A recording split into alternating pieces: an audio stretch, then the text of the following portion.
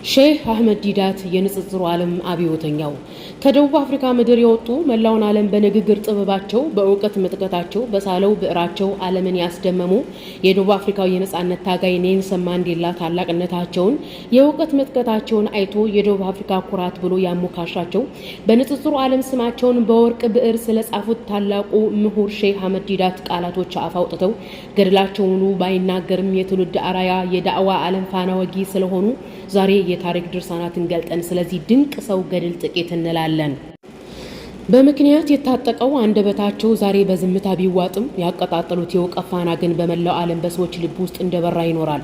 ሼህ አህመድ ዲዳት ማለት የአፓርታይድ ስርዓት በነገሰባት ደቡብ አፍሪካ ምድር ሆነው የሰው ልጅ አእምሮ ከጭፍን ተከታይነት ወደ ነጻ ሐሳቢነትና ወደ መረጃ መርማሪነት ያሸጋገሩ ታላቅ ዳኢ ነበሩ።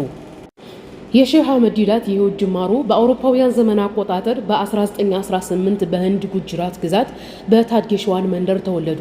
ገና የ9 ዓመት ታዳጊ ያሉ ነበር እናታቸውን በሞት የተለዩት። ይህ ታላቅ ሰው የእናቱን ሐዘን በልቡ አፍኖ አባቱ ወደሚገኝበት ደቡብ አፍሪካ ተጓዘ።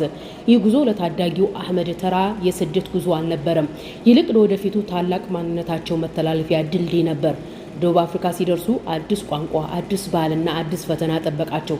በትምህርት ቤት ቆይታቸው እጅግ ጎበዝና ተስፋ የሚጣልባቸው ተማሪ ቢሆኑም የድህነት ክንድ ግን በ6ኛ ክፍል ትምህርታቸውን እንዲያቋርጡ አስገደዳቸው።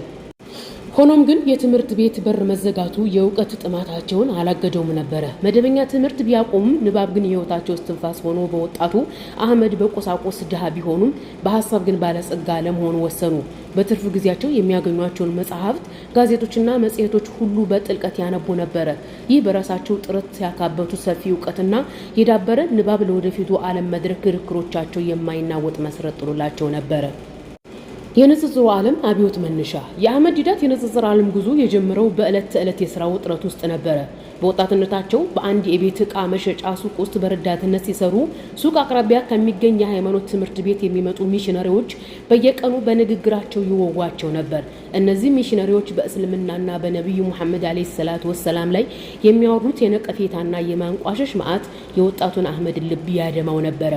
በወቅቱ ለሚሰነዘሩት ጥያቄዎች የሚመልሱት በቂ እውቀት ባይኖራቸውም በውስጣቸው ግን አንድ ትልቅ ቁጭት ተቀሰቀሰ።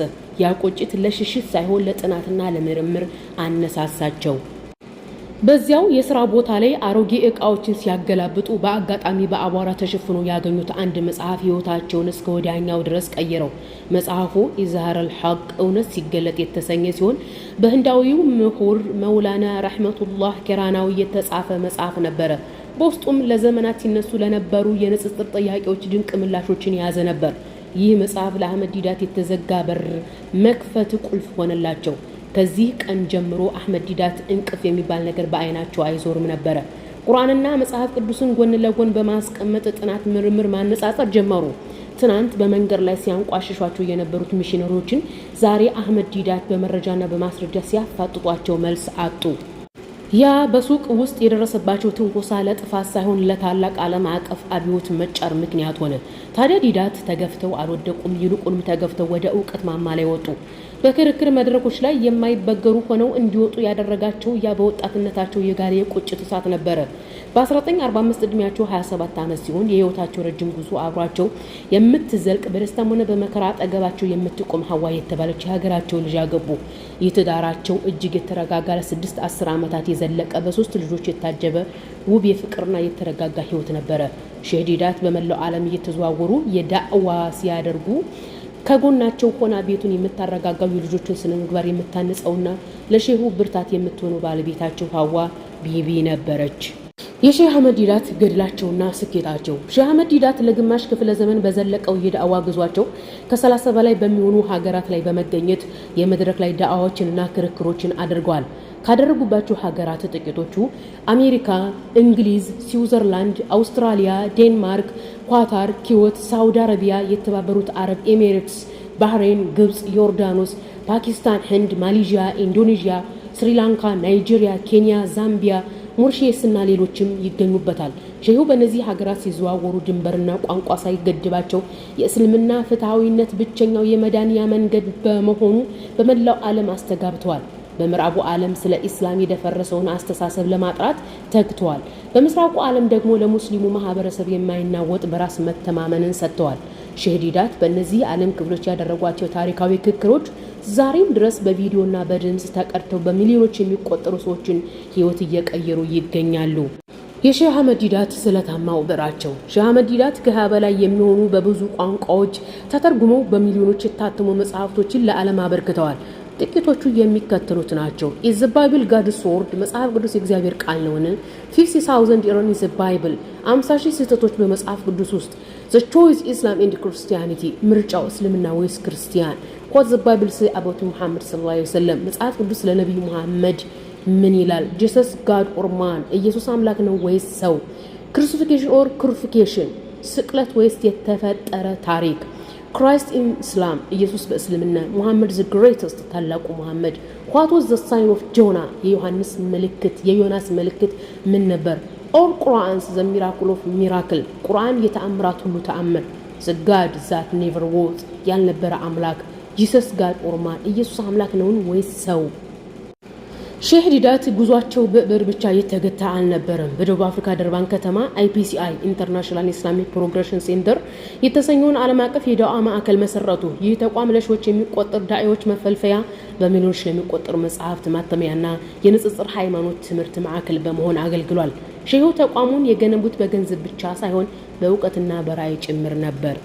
የሼህ አህመድ ዲዳት ዓለም አቀፍ እውቅና። ሼህ አህመድ ዲዳት ለእስልምና ላበረከቱት ትልቅ አስተዋጽኦ በ1986 የዓለማችንን ትልቁንና የተከበረውን የንጉስ ፋይሰልን ዓለም አቀፍ ሽልማት ኪንግ ፋይሰል ኢንተርናሽናል ፕራይዝ ተቀብለዋል። ይህ ሽልማት ዲዳት ከአንድ ሀገር አልፈው የዓለም አቀፍ ሙስሊም ማህበረሰብ ኩራት መሆናቸውን ያረጋገጠ የታሪክ ማህተም ነበረ። የመድረኩ አንበሳው ሼህ አህመድ ዲዳት በተለይም በ1986 በአሜሪካው ታዋቂ ሰባኪ ጂሚ ስዋግርት ጋር ያደረጉት ታሪካዊ ክርክር የሼሁን ዓለም አቀፋዊ ዝና በማይደበዝዝ ቀለም የከተበ ክስተት ነበረ። በዚያ መድረክ ላይ ዲዳት መጽሐፍ ቅዱስን ገልጠው ምዕራፍና ቁጥርን ያለ መሳሳት እየጠቀሱ ሲያብራሩ ተቃዋሚዎቻቸው ቀርቶ በሚሊዮን የሚቆጠሩ ተመልካቾች ስበው ነበረ። ያላቸው የማይናወጥ በራስ መተማመን፣ ለጥያቄዎች የሚሰጡት ፈጣንና በሳል ምላሽ እንዲሁም የመጽሐፍትን ጥልቀት የመረዳት ብቃታቸው የመድረኩ አንበሳ የሚል ስያሜን አጎናጽፏቸዋል። ዲዳት በመድረክ ላይ ሲያሸንፉ በድምጽ ብልጫ ሳይሆን በሐሳብ የበላይነትና በማስረጃ የበላይነት ነበረ። ያዩትንና የታዘቡትን ያለምንም ይሉኝታ ከቁርአንና ከሐዲስ በተቀዳ አንደበት ፍርጥርጥ አድርገው የሚናገሩ ጀግና ነበሩ።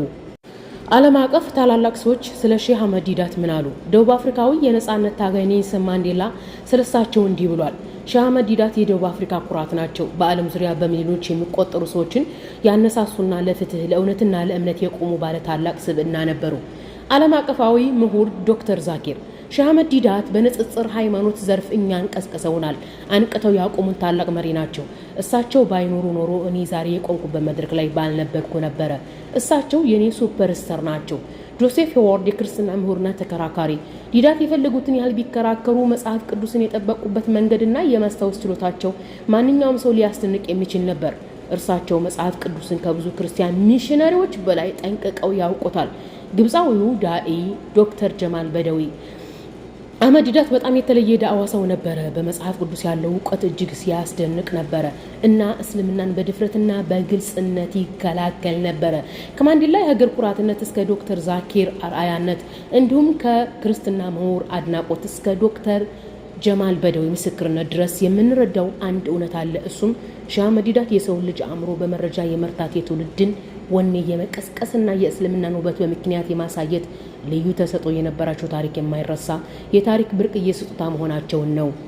የሼሁ የአኼራ ጉዟቸው የሼህ አህመድ ዲዳት አብዮት በመላው ዓለም በመድረኮች ድምቀትና በድል አድራጊነት ታጅቦ ለግማሽ ክፍለ ዘመናት የንጽጽሩን ዓለም በከፍተኛ ሁኔታ አሳድገውታል።